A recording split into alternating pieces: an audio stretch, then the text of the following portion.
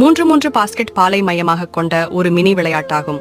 இது 1980களின் பிற்பகுதியில் தெரு விளையாட்டாக ஆரம்பமாகியது.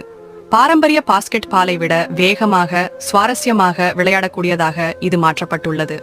3-3 பாஸ்கெட் பால் விளையாட்டின் சிறப்பு, ஒவ்வொரு அணியும் 3 வீரர்களையும் ஒரே பந்தயத்தில் 10 நிமிட நேரத்தையும் கொண்டதாக இருக்கிறது. முக்கிய வரலாறு 1990கள். 3 மடங்கு 3 பாஸ்கெட் பால் அமெரிக்காவில் தோன்றியது, குறிப்பாக தெரு பாஸ்கெட் பால் மையங்களில். 2010 முதல் முறையாக ஃபீபா உலக அளவில் 3x3 பாஸ்கெட் பால் போட்டிகளை அறிமுகப்படுத்தியது. 2020 டோக்கியோ ஒலிம்பிக்கில் இது முதல் முறையாக ஒலிம்பிக் விளையாட்டாக சேர்க்கப்பட்டது. முக்கிய விதிமுறைகள்: ஒவ்வொரு அணி 3 வீரர்களை கொண்டது. விளையாட்டுக்கான கால அளவு 10 நிமிடங்கள் அல்லது 21 புள்ளிகள் அடையும் வரை. விளையாட்டு தளம் பாரம்பரிய பாஸ்கெட் பால் தரையைப் போலவே இருக்கும், ஆனால் பாதி மட்டுமே பயன்படுத்தப்படும்.